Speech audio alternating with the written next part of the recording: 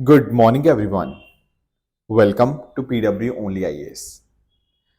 दोस्तों, AI impact summit ये एक ऐसा समिट है जो कि आर्टिफिशियल इंटेलिजेंस के कॉन्टेक्स्ट में अलग अलग सरकारों को, अलग अलग ऑर्गेनाइजेशंस को और डिफरेंट स्टेक होल्डर्स को साथ में लेकर आता है। अब ऐसे दुनिया में टोटल 3 समिट हो रखे हैं। जैसे पहला समिट हुआ था यूनाइटेड किंगडम में, दूसरा हुआ था साउथ कोरिया में, तीसरा हुआ था फ्रांस में। अब जो चौथा एआई इम्पैक्ट समिट है ना, वो भारत में होने जा रहा है। आज से ये स्टार्ट हो रहा है। सर, कहाँ पर होगा ये समिट? ये भारत में होगा, नई दिल्ली में। नई दिल्ली के अंदर हमारा जो भारत मंडपम कॉम्प्लेक्स है, वहां पर आपको ये पर्टिकुलर समिट होता हुआ देखने को मिलेगा। अगर हम बात करें, भारत मंडपम वही है जहाँ पे आपका G20 का पूरा समिट हुआ था। एंड इस बार आप खास बात नोटिस करेंगे कि यहाँ पर क्या है। इस बार आप देखोगे कि जो गूगल के सुंदर पिचई हैं और साथ साथ ओपन एआई की जो सीईओ हैं सैम ऑल्टमैन जी, ये यहाँ पर होंगे। और इनके अलावा ब्राज़ील, फ्रांस और इस तरह से बहुत सारे अलग अलग जो देश हैं, लगभग 100 कंट्री से अलग अलग जो डेलीगेट्स हैं, वो यहाँ पे देखने को मिल जाएंगे। तो इस तरह से आप नोटिस कर पाओगे कि पूरा एआई समिट यहाँ पे होगा एंड प्रधानमंत्री जी इसको इनॉग्रेट करेंगे। सिमिलरली जो इंडिया एआई एक्सपो है वो भी यहाँ पे आज इनॉग्रेट होगा। एंड पहले दिन, आज के दिन रिस्ट्रिक्टेड एक्सेस रहेगा, फिर कल से एक्सपोजिशन जो है वो पूरा सबके लिए यहाँ पे ओपन हो जाएगा। तो ये कुछ बातें थी इंडिया एआई समिट के बारे में। काफ़ी इंपॉर्टेंट भारत के लिए बन जाता है एंड काफ़ी इंपॉर्टेंट डेज हमारे आने वाले दिनों में रहेंगे। एंड इंडिया का देखो एजेंडा हमेशा यही रहा है कि जो एआई है ना, उसका इस्तेमाल हमेशा जो डेवलपिंग कंट्रीज़ हैं या लो डेवलप्ड कंट्रीज़ हैं, उनके इस्तेमाल के लिए भी हो, सबके पास इक्विटेबल एक्सेस हो और उनकी वॉइस को आगे रखने का काम भारत यहाँ पे करेगा। दोस्तों, डेट है आज की 16 फरवरी 2026 एंड आप सभी का स्वागत है आज के प्रीलिम बूस्टर न्यूज़ डिस्कशन में। चलिए स्टार्ट करते हैं अपने पहले टॉपिक के साथ। पहला टॉपिक हमारा पोलियो के संबंध में है। देखो, पोलियो के बारे में आप सब लोग जानते होंगे। पोलियो की जब हम बात करते हैं, ये एक वायरल डिजीज आपको देखने को मिल जाएगी। ये खासकर बच्चों को इम्पैक्ट करती है जिनकी उम्र 5 साल से कम की होती है।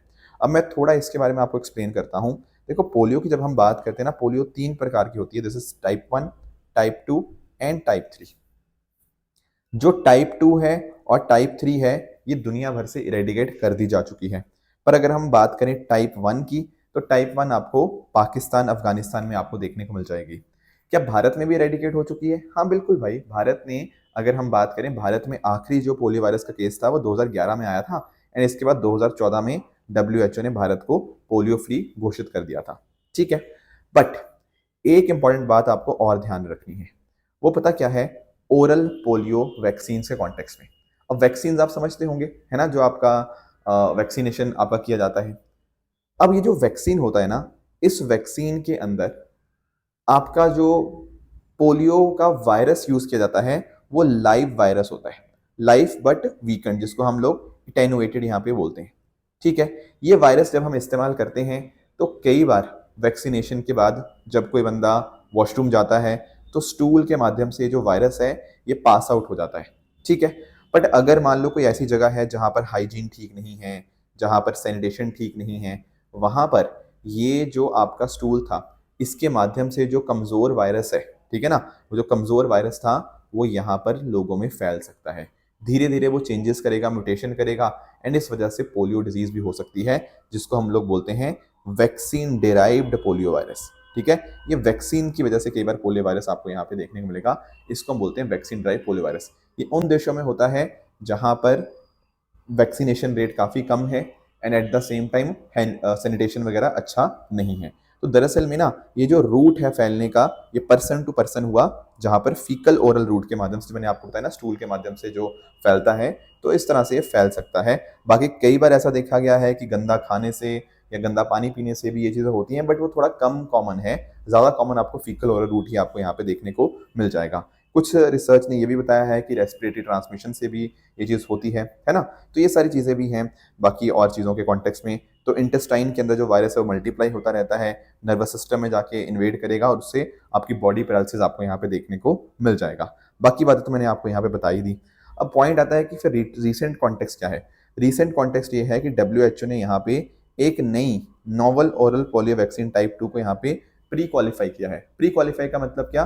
बेसिकली ना, ये अप्रूवल होता है WHO के द्वारा जब कोई वैक्सीन को प्री अप्रूव किया जाता है ना, इसका मतलब पता क्या है कि WHO ने चेक कर लिया है कि जो वैक्सीन है वो सेफ है, अच्छी क्वालिटी की है, इफेक्टिव है एंड प्रॉपर ढंग से यहाँ पे बनाई गई है। तो इस तरह से novel oral polio vaccine type 2, ये जो टाइप 2 की बात कर रहा था ना, उसके लिए यहाँ पे ये डेवलप करी गई है, क्योंकि ताकि ना ये जो सारे आउटब्रेक्स होते हैं, जो मैंने बताया ना कि अगर वैक्सीन से ही आपको बीमारी हो जाती है, उसको रोकने के लिए। तो ऐसा बताया गया है कि इस particular novel oral polio vaccine type 2 में ये चीज़ अच्छी है कि यहाँ पर वैक्सीन के माध्यम से लोगों में बीमारी यहाँ पे नहीं फैलेगी। ठीक है, तो ये कुछ बातें थी जो आपको पता होनी चाहिए। बाकी इसकी जो मैन्युफैक्चरिंग है वो बायोलॉजिकल ई लिमिटेड इंडिया और PT बायोफार्मा इंडोनेशिया ये साथ मिलकर यहाँ पे कर रहे हैं। अगले टॉपिक पे दोस्तों आएंगे, that is Chandrayaan 4 landing site MM4। देखो, सबसे पहले मैं आपको चंद्रयान मिशन के बारे में एक्सप्लेन करता हूँ। देखो, आप लोगों को पता होगा जैसे हमारा चंद्रयान मिशन 3 था, बहुत सक्सेसफुल रहा। ठीक है, हमने मून के ऊपर जो सॉफ्ट लैंडिंग थी उसको अचीव किया। चंद्रयान 2 इसके पहले आया था, आपको याद होगा, हम उसमें पूरी तरह से सक्सेसफुल नहीं हो पाए थे क्योंकि सॉफ्ट लैंडिंग नहीं हो पाई थी, हार्ड लैंडिंग हुई थी उस केस में। पर अब हमारी तैयारी इसके एक लेवल आगे जाने की है, दैट इज अब हम चंद्रयान 4 मिशन लॉन्च करेंगे। ठीक है सर, मून पे तो पहुंच गए, और क्या करना है। देखो, अब यहाँ पर हम मून पे पहुंचेंगे, सॉफ्ट लैंडिंग करेंगे, वहां से सैंपल इकट्ठा करेंगे, मून की मिट्टी का सैंपल यहाँ पे लेकर आएंगे और वापस धरती पे उसको लेकर आना है। ये भारत का पहला लूनर सैंपल रिटर्न मिशन यहाँ पे होने जा रहा है। एक्सपेक्टेड डेट इसकी लगभग 2028 है कि 2028 में ये मिशन जो है वो लॉन्च होगा। तो इस तरह से हम यहाँ पर सॉफ्ट लैंडिंग अचीव करेंगे एंड सैंपल वहां से कलेक्ट करके आएंगे। एंड इससे कहीं ना कहीं हमारा ये सारा प्रोसेस है कि वहां से वापस कैसे आना है ना, री एंट्री कैसे करनी है धरती में, ये सारी चीज़ें यहाँ पे इस पर्टिकुलर मिशन में टेस्ट करी जाएंगी। अब पहली बात तो ये आती है कि सर क्या दुनिया में ऐसा किसी ने किया है कि मून पे जाके सैंपल कलेक्ट करके भारत मतलब देश दुनिया में वापस आ गया। Answer is yes. अगर हम बात करें नासा की, तो नासा ने ये बात तो आज से लगभग 60-70 साल पहले ही कर ली थी, अपोलो 11 टू अपोलो 17 जो मिशन थे। तो USA ने, ये आप नोटिस कर पाओगे, 382 किलो लगभग लूनर रॉक्स और सॉइल जो थी वो धरती पर वापस ले आए थे 1969 से 72 के बीच में ही। अगर हम बात करें उसी टाइम USSR की भी रेस चल रही थी यहाँ पे, तो उनका लूना 16, लूना 20, लूना 24, इन्होंने यहाँ पे USSR ने भी यहाँ पर ये रिटर्न यहाँ पे मिशन अपने यहाँ पे एग्जीक्यूट किए थे। सिमिलरली अगर हम बात करें चाइना की, तो चाइना के भी चांगे 5 और चांगे 6 जो हैं, इन्होंने भी यहाँ पे अपना जो मून से है जो मिट्टी वगैरह है वो यहाँ पे जो सैंपल्स हैं वो कलेक्ट किए हुए हैं। एंड अब भारत भी, उम्मीद ये है कि 2028 के आसपास भारत भी चंद्रयान 4 मिशन के माध्यम से ये चीज़ कर लेगा। अब पॉइंट ये आता है कि मून से हम कहाँ से मिट्टी लेकर आएंगे। देखो, यहाँ पर ना एक रीजन देखा गया है, मॉन्स माउंटेन रीजन। ठीक है, ये मून के साउथ पोल के पास में आपको देखने को मिल जाएगा। इसका एक्चुअल नाम है MM4। ठीक है, एक्चुअली बहुत सारी चीज़ें थी, हमने सोचा था MM1 ले, MM3 ले, MM4 ले, MM5, तो फाइनली ये डिसाइड हुआ कि MM4 अच्छी लोकेशन है मॉन्स माउंटेन रीजन में, मून के साउथ पोल के ऊपर। यहाँ पर हमें ऐसा लगता है कि थोड़ा पानी हो गया, वाटर आइस हो गया, कुछ जियोलॉजिकल रिकॉर्ड्स हो गया, उनके बारे में जानकारी काफ़ी सारी मिल सकती है इस पर्टिकुलर रीजन से। इसीलिए हमने यहाँ पर इस रीजन को यहाँ पे चूज़ किया है। तो 1 किलोमीटर बाय 1 किलोमीटर का एरिया होगा। यहाँ पर एवरेज स्लोप लगभग 5 डिग्री की है और 5334 मीटर का एलिवेशन है। तो कोशिश यही रहेगी कि यहाँ पर हम पहुँचें, सॉफ्ट लैंडिंग करें और वहाँ से सैंपल कलेक्ट करके इंडिया वापस लेकर आएँ, ताकि उसको यहाँ पे हम और फर्दर स्टडी कर पाएँ। ये है आपका चंद्रयान 4 लैंडिंग साइट MM4। आगे आएंगे अगले टॉपिक पे, that is BIRAC RDI fund. सबसे पहले मैं आपको थोड़ा सा एक्सप्लेन करता हूँ ये RDI फंड क्या होता है। देखो, एक्चुअली पता क्या है, हमने ना RDI, नेशनल RDI इनिशिएटिव यहाँ पे स्टार्ट किया था। ये स्टार्ट हुआ था आपका पिछले साल 2025 के अंदर। बेसिकली आप लोगों को अनुसंधान नेशनल रिसर्च फाउंडेशन के बारे में पता होगा, जो R&D के लिए अलग से यहाँ पे हमने जो, ठीक है, नेशनल रिसर्च फाउंडेशन यहाँ पे बनाई है। एंड ये जो पूरा आपका research development and innovation fund है ना, ये दरअसल में department of science and technology के अंतर्गत आता है। ठीक है, अब जब मैंने बात कर दी BIRAC RDI की, तो इसमें क्या वर्ड आ गया, बायोटेक्नोलॉजी आ गया। ठीक है, biotechnology industry research assistance council. तो एक्चुअली ना ये जो पर्टिकुलर फंड है, ये क्या करेगा, ये ऐसे स्टार्टअप्स को मदद करेगा जो पैसों की जरूरत है और जो बायोटेक्नोलॉजी के सेक्टर में यहाँ पे काम कर रहे हैं, ताकि बायोटेक, लाइफ साइंसेस, इन सब के अंदर हम एंटरप्रेन्योरशिप को डेवलप कर पाएं, ताकि अच्छी हेल्थ केयर, एग्रीकल्चर, मतलब जहां जहां बायोटेक्नोलॉजी का इस्तेमाल हो सकता है ना, उनमें अच्छे अच्छे सोल्यूशंस हम यहाँ पे लेकर आएं। That is the agenda. ठीक है, अब ध्यान रखना, यहाँ पर ऐसा नहीं कि किसी भी स्टार्टअप को फंड दे दिया जाएगा। एक्चुअली पता क्या होता है, यहाँ पर हमारे TR लेवल्स होते हैं। TR लेवल क्या होते हैं, टेक्नोलॉजी रेडीनेस लेवल।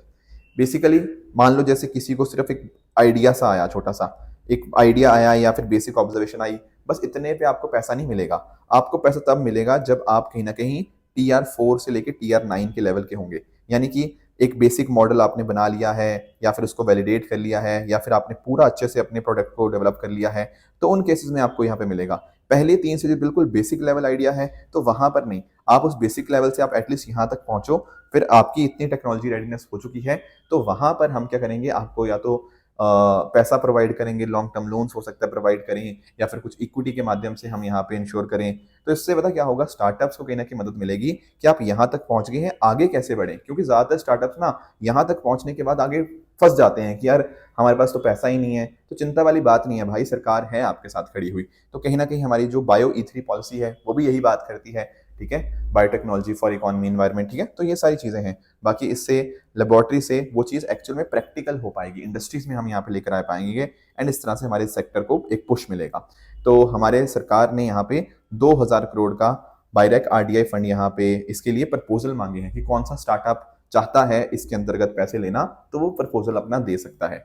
तो ओवरऑल हमारा 1 लाख करोड़ का रिसर्च डेवलपमेंट इनोवेशन फंड है, पर उसमें से 2000 करोड़ फिलहाल हमारे बायोटेक्नोलॉजी वाले सेक्टर के यहाँ पे दिए जा रहे हैं। अब भारत की बायो इकोनॉमी काफी तेजी से बढ़ी है, जैसे आप नोटिस कर सकते हो।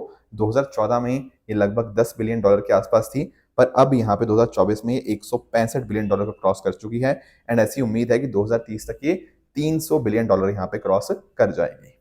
राइट, नेक्स्ट आते हैं अगले टॉपिक पे, that is with regards to APIs, active pharmaceutical ingredient. देखो, जब हम किसी दवाई की बात करते हैं ना, तो दवाई के 2 कंपोनेंट्स आपको पता होने चाहिए। पहला कंपोनेंट है आपका एक्टिव फार्मास्यूटिकल इंग्रेडिएंट API, और दूसरा है एक्सिपिएंट। बेसिकली आपकी जो दवाई होती है ना, उसमें जो एक्टिव सब्सटेंस होता है, बेसिकली जिससे आपकी बीमारी ठीक होती है, जो थेराप्यूटिक इफेक्ट के लिए आपका रिस्पॉन्सिबल होता है, उसको हम बोलते हैं API। On the other hand excipient ऐसे सब्सटेंसेस होते हैं जो ड्रग प्रोडक्ट में बनाने के अंदर काम आते हैं। इनसे कोई आपकी बीमारी ठीक नहीं होती, पर कहीं ना कहीं आपके फॉर्मुलेशन का मेजर हिस्सा जो है वो इसी एक्सिपिएंट से यहाँ पे बनता है। API छोटी क्वांटिटी होती है आपकी ड्रग्स के अंदर, पर मेन आपकी बीमारी जो ठीक होने के लिए रिस्पॉन्सिबल है वो API ही आपको यहाँ पे देखने को मिल जाएगा। अब बात करें APIs की, तो आप यहाँ पे नोटिस कर पाओगे APIs अलग अलग प्रकार के हो सकते हैं। एक होता है केमिकल सिंथेसिस API, यहाँ पर ये केमिकल रिएक्शंस के माध्यम से, जैसे आपका क्रिस्टलाइजेशन, प्यूरिफिकेशन, उसके माध्यम से होता है। फिर एक होता है फर्मेंटेशन बेस्ड API, यहाँ पर आप क्या करते हो, माइक्रो ऑर्गेनिज्म को कल्टीवेट करते हो। फर्मेंटेशन की बात हो रही है ना, जैसे आपका पेंसिलिन हो गया, उसमें यहाँ पे ये फर्मेंटेशन बेस्ड APIs वाला प्रोसेस चलता है। फिर एक होता है सेमी सिंथेटिक, इसमें नेचुरल या फर्मेंटेशन मॉलिक्यूल्स भी होंगे और उनको फिर केमिकली भी चेंज किया जाएगा, ठीक है। और एक होते हैं नेचुरल APIs। नेचुरल API आपके जो डायरेक्टली प्लांट से, एनिमल से लिए जाते हैं, जैसे आपने कुनीन का सुना होगा, ये डायरेक्टली प्लांट से आता है। मॉर्फिन आपने सुना होगा, ये डायरेक्टली आपके इस तरह से जो यूज होते हैं प्लांट्स और एनिमल्स, उनको हम नेचुरल APIs यहाँ पे बोलते हैं। अब पॉइंट पता क्या है, भारत APIs में उतना अच्छा नहीं कर रहा। मैं आपको समझाता हूँ। देखो, अगर हम बात करें दुनिया भर की, तो भारत सबसे बड़ा सप्लायर है जेनरिक मेडिसिन के, इसमें कोई डाउट की बात नहीं है। पर APIs की बात करें तो यहाँ पर लगभग 70% API हम चाइना से यहाँ पे इंपोर्ट करते हैं। कोविड-19 के पेंडेमिक के समय भी बहुत बात हुई थी APIs की, क्योंकि उस टाइम भी चाइना से APIs आने बंद हो गए थे थोड़े टाइम के लिए, और भारत में बड़ी परेशानी हो गई थी, ठीक है। तो भारत बहुत ही हैविली डिपेंडेंट है इंपोर्ट्स के ऊपर APIs के। हालांकि हमने कुछ प्रोसेस स्टार्ट किए हैं, जैसे फॉर एग्जांपल अगर हम बात करें production linked incentive scheme, PLI scheme जो हमने स्टार्ट करी है, तो उसके माध्यम से हम डोमेस्टिक मैन्युफैक्चरिंग बूस्ट करना चाहते हैं APIs के लिए, ड्रग इंटरमीडिएट्स के लिए, की स्टार्टिंग मटेरियल्स के लिए। पर अभी भी यहाँ पे और काम करना यहाँ पे बचा हुआ है। तो कोशिश हमारी यही है कि मेक इन इंडिया के माध्यम से हम यहाँ पे जो इम्पोर्ट डिपेंडेंसी है वो यहाँ पे कम कर पाए। तो ये बातें थी। बाकी देखो, इसका रीसेंट कॉन्टेक्स्ट था ये एक नेटको फार्मा के रिगार्डिंग, पर ऑनेस्टली आपको इस केस को कोई जानने की जरूरत नहीं है। APIs न्यूज में आए थे, हमें वो मेजर बात जाननी थी। ये केस के बारे में आपसे कोई पूछने वाला नहीं है, तो you can ignore this. But APIs क्या होते हैं, भारत का क्या स्टेटस है APIs के अंदर, API और एक्सिपिएंट में क्या अंतर होता है, ये डेफिनेटली आपको एग्जाम पर्सपेक्टिव से अच्छे से पता होने चाहिए। अगला टॉपिक हमारे सामने है इंडिया थाईलैंड एयर एक्सरसाइज। अब देखो, भारत और थाईलैंड की बात करें तो देखो, भारत साउथ एशिया में और थाईलैंड साउथ ईस्ट एशिया में बहुत इंपॉर्टेंट प्लेयर आपका बन जाता है। अब भारत की एयरफोर्स और अगर हम बात करें वहां पे थाईलैंड की जो एयरफोर्स है, इनने मिलकर साथ में क्या किया, इंडियन ओशन रीजन के अंदर कॉम्बैट एक्सरसाइज यहाँ पे कंडक्ट करी। अब इससे क्या हुआ, दोनों की एयरफोर्स थी, भारत की एयरफोर्स और जो यहाँ पे रॉयल थाई एयरफोर्स, इन लोगों ने मिलकर अपने अपने जो फाइटर एयरक्राफ्ट थे उनका यहाँ पे इस्तेमाल किया। तो दो फ्रेंडली देशों के बीच में कैसे साथ में मिलकर काम किया जाता है उसको यहाँ पर एयर एक्सेस आपको यहाँ पे देखने को मिली। तो भारत की तरफ से जैसे कोई M30 MKI फाइटर्स हैं, IL-78 mid air refuelling tankers, इसके अलावा अगर हम बात करें airborne warning and control system aircraft, फिर थाईलैंड की बात करें तो उन्होंने अपने SAAB ग्रिपन जेट्स यहाँ पे इस्तेमाल किए। भारत ने कहाँ से, हमने अंडमान निकोबार से अपने बेसिस से ऑपरेट किया, और थाईलैंड ने अपने अपने जो भी डोमेस्टिक एयरफील्ड हैं उनकी वहाँ से उन्होंने अप्रोच किया। एंड भारत की एक्टिक्स पॉलिसी के लिए बहुत ज़्यादा इंपॉर्टेंट हो जाता है, और इंडो पैसिफिक की सिक्योरिटी के लिए भी बहुत ज़्यादा इंपॉर्टेंट चीज़ बन जाती है। तो दोनों देशों ने साथ में मिलकर अपनी जो बेस्ट प्रैक्टिस थी उनको यहाँ पे शेयर किया। तो इस तरह से आपको ये डिफेंस कॉपरेशन के अंदर भारत और थाईलैंड के बीच में जो एयर एक्सेस है वो बहुत ज़्यादा इंपॉर्टेंट आपको देखने को मिल जाएगी। अब दोस्तों आ जाते हैं अपने क्वेश्चंस की तरफ। पहला क्वेश्चन आपका परचेजिंग पावर पैरिटी के बारे में है, इनको आप ट्राई करिएगा, इसका कमेंट्स मुझे आंसर बताना कि क्या ठीक होगा। दूसरा क्वेश्चन आपका रहेगा विद रिगार्ड्स टू की करेंसी क्राइसिस को हम कैसे कम कर सकते हैं, इसका आंसर भी आप मुझे कमेंट्स में आंसर करिएगा। सैटरडे को मैंने आपको होमवर्क दिया था, एक था कि फिस्कल स्टिमुलस पैकेज के अंदर कौन कौन सी चीजें आ सकती हैं। देखो फिस्कल स्टिमुलस का मतलब क्या है, देखो जब भी आपकी सरकार को इकोनॉमिक एक्टिविटी को बढ़ाना है, उसको बूस्ट करना है, मान लो रिसेशन का समय है, मंदी चल रही है, तो उस समय सरकार क्या करेगी, सर सरकार अपना जो खर्चा है, अपनी गवर्नमेंट स्पेंडिंग है उसको बढ़ा देगी, बिल्कुल। ऑन द अदर हैंड अगर हम बात करें टैक्स रेट्स की, तो सरकार टैक्स रेट में कमी करेगी ताकि डिमांड बढ़े। भाई डिमांड ऐसे ही तो बढ़ पाएगी। तो जो पहला स्टेटमेंट कह रहा है कि टैक्स रेट कम कर दिए, बिल्कुल टैक्स रेट कम करने से यहाँ पर कंजम्पशन बढ़ेगी, इन्वेस्टमेंट बढ़ेगा, स्पेंडिंग बढ़ेगी, इकोनॉमिक एक्टिविटी बढ़ेगी। फिर सेकंड बात भी ठीक है, गवर्नमेंट एक्सपेंडिचर कहीं ना कहीं पैसा इंजेक्ट ही तो करता है इकोनॉमी के अंदर, दैट इज ऑल्सो करेक्ट। तीसरा कह रहा है कि भाई सब्सिडी खत्म कर दो, अबॉलिश होता है खत्म करना। अरे भाई अगर आपने सब्सिडी खत्म कर दी तो वस्तुओं के दाम महंगे हो जाएंगे, दाम महंगे हो जाएंगे, स्पेंडिंग जो है वो कम हो जाएगी। रिसेशन के समय हमें डिमांड बढ़ानी है कम करनी है, ऑब्वियसली बढ़ानी है, इसलिए तीसरा स्टेटमेंट गलत हो जाएगा। तो सही ऑप्शन क्या है, ऑप्शन ए 1 and 2 ओनली। ऐसे क्वेश्चन देखो गलत नहीं होने चाहिए, बहुत ही लॉजिकल, बहुत ही इजी क्वेश्चन है ये वाले। अच्छा एक और क्वेश्चन है विथ रिगार्ड्स टू कि कैसे हम फिस्कल डेफिसिट को कंट्रोल कर सकते हैं। फिस्कल डेफिसिट को कंट्रोल करने का मतलब बहुत सिंपल है, कहीं ना कहीं सरकार अपने जो खर्चा है उसको कम करे और अपना जो रेवेन्यू है उसको यहाँ पर, मतलब सीट्स जो है उसको यहाँ पे बढ़ाने की कोशिश करे। That is the whole process, ठीक है। अब जैसे थर्ड स्टेटमेंट देखो, वो कह रहा है down sizing of bureaucracy. Bureaucracy का अगर आपने साइज कम कर दिया तो सरकार का खर्चा कम हो गया। कैसे, क्योंकि भाई सैलरी, पेंशन और जो खर्चे होते हैं वो अब कम करने पड़ेंगे। So yes that will help us to reduce the expenditure, और इस वजह से फिस्कल डेफिसिट भी कम होगा। फोर्थ स्टेटमेंट देखो, आपने अगर पब्लिक सेक्टर अंडरटेकिंग्स PSUs अगर आपने बेच दिए, भाई बेसिकली वो डिसइन्वेस्टमेंट की बात कर रहा है। जब आप डिसइन्वेस्टमेंट करते हो तो उसके जो पैसे होते हैं वो कहीं ना कहीं आपके फिस्कल डेफिसिट को कम कर सकते हैं। So that is also correct. अब बात रही 1 and 2 की, यहाँ पे कंफ्यूजन हो सकती है। पहला स्टेटमेंट कह रहे हैं कि FDI, आपने अगर FDI इनकरेज कर दिया, ठीक है FDI आएगा, उससे हमारी ग्रोथ वगैरह बढ़ेगी, पर डायरेक्टली फिस्कल डेफिसिट के साथ इसको हम नहीं लिंक कर सकते। That is why option 1 is wrong. फिर कह रहा है प्राइवेटाइजेशन करो आप हायर एजुकेशन इंस्टीट्यूशंस का, इससे देखो पर ये भी आपका कुछ हद तक ठीक है कि आप एक्सपेंडिचर कहीं ना कहीं आप कम कर रहे हो, पर ये आपका डायरेक्ट मेजर नहीं माना जाता फिस्कल डेफिसिट को कंट्रोल करने का, इसीलिए ये सेकंड स्टेटमेंट भी आपका यहाँ पे गलत होगा। आंसर क्या बनेगा आपका, option D 3 and 4 only is the right answer. अब बाकी रही बात आपके यहाँ पे कुछ स्टेटमेंट्स की, ट्रू एंड फॉल्स स्टेटमेंट्स, यहाँ पर आपके सामने स्टेटमेंट्स, इनको पढ़िएगा, बताइएगा कौन सा सही है कौन सा गलत है।